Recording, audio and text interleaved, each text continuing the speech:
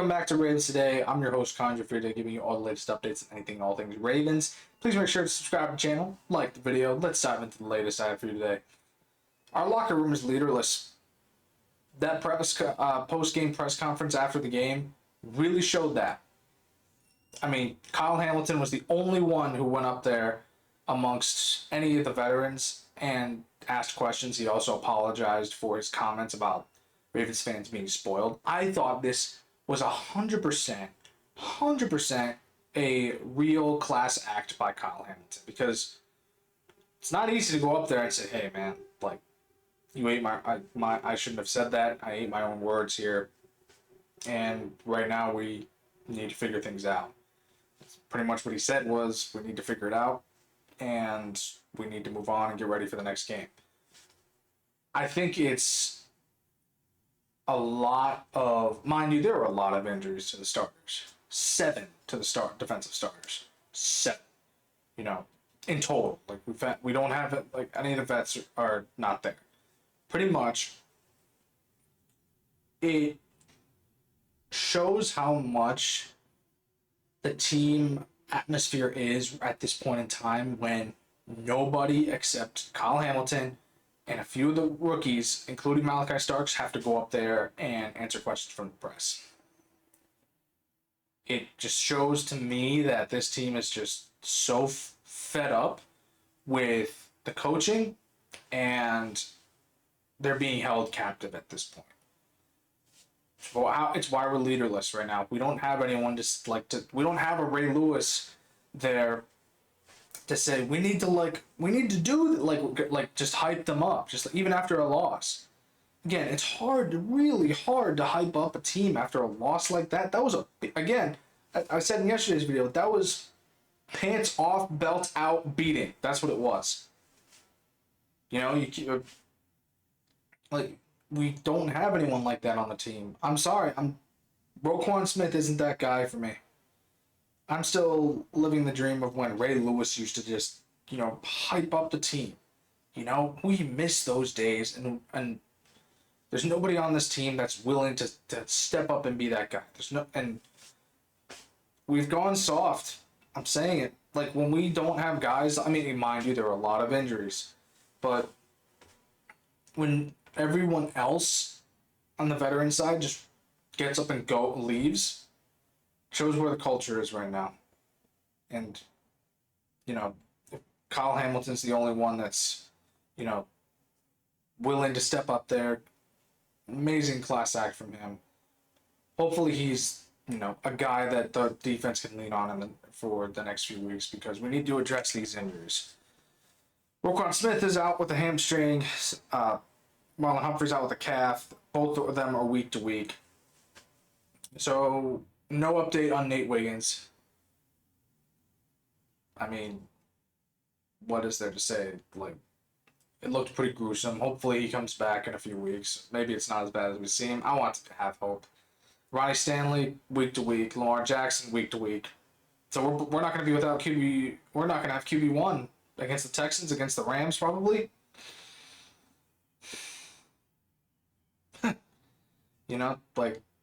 I love the Ravens. I will always love the Ravens. Ravens fan until I die. But this is shades of the 2021 season, man. And Lamar played a majority of that season. And now we don't have him for the beginning. Doesn't look good. The last one that I'm going to mention here. This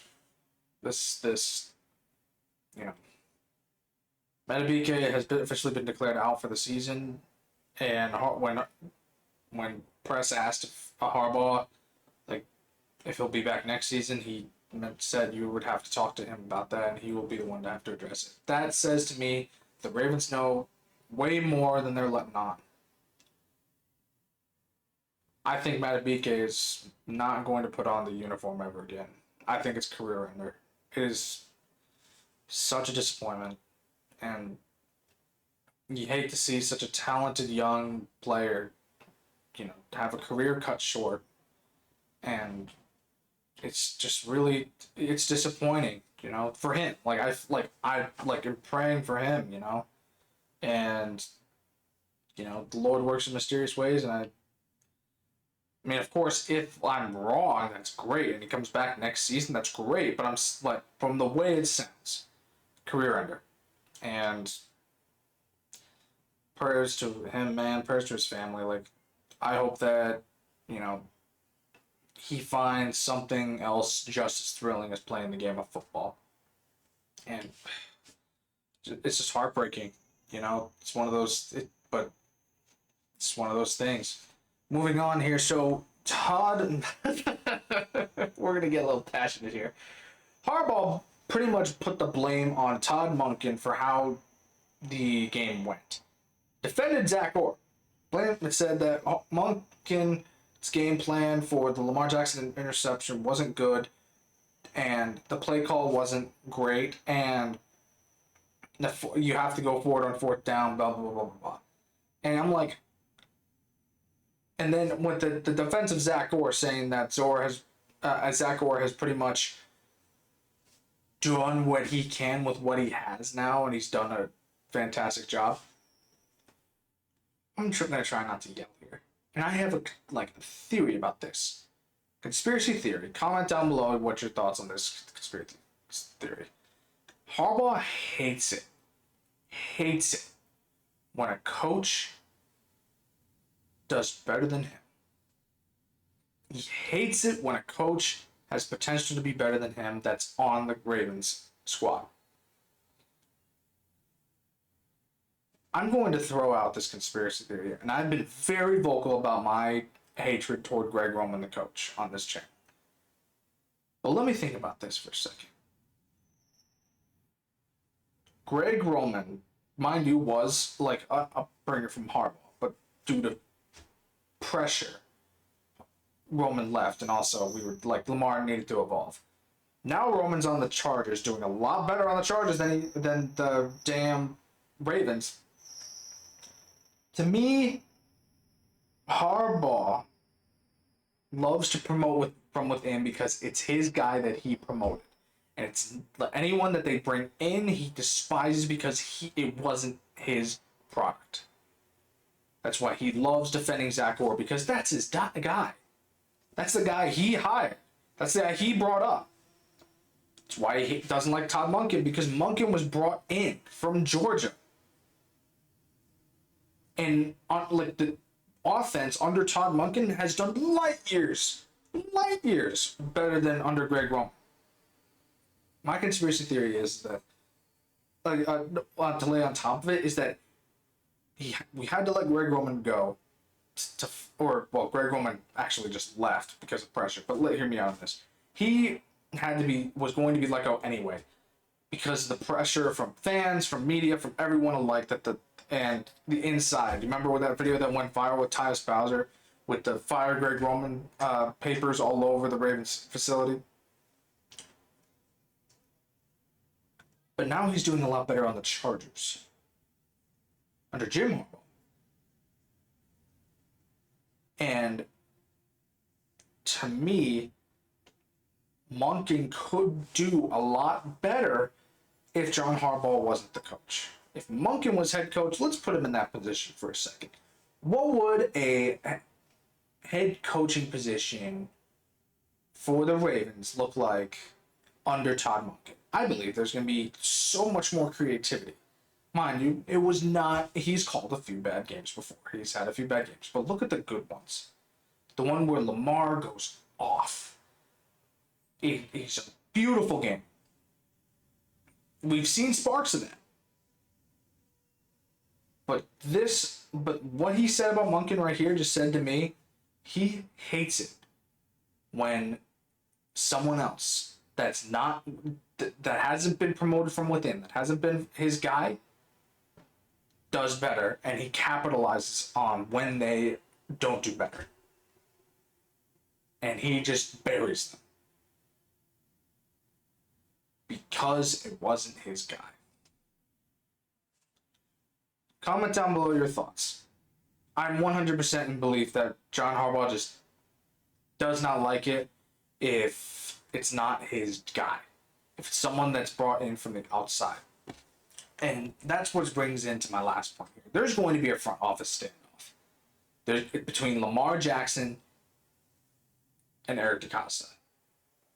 Lamar Jackson's contract, mind you, 2 more years left, but $74 million cap hit. It's a lot of money. I hope this happens. And I really hope, for Lamar's sake, for the Ravens' sake, this happens. And I do predict it might happen. Mind you, I don't know what goes on inside the Ravens facility. Not there in the room, but think about this. After how the season has gone, Lamar's injured. He's going to be out for a few weeks. And with all the injuries that have happened, there's going to be a standoff between Lamar Jackson, and Eric DeCosta. Lamar Jackson, Eric DeCosta, Steve Bisciotti are all going to be sitting in a room, and he's going to say, listen, I will not re-sign with this organization unless you get rid of him. Get rid of Harbaugh. Eric DeCosta, Steve Bisciotti are going to have to think about whether or not they keep their franchise quarterback who's won 2 MVPs, who's a quarterback you will never see again, 1 of 1, over keeping John Harbaugh.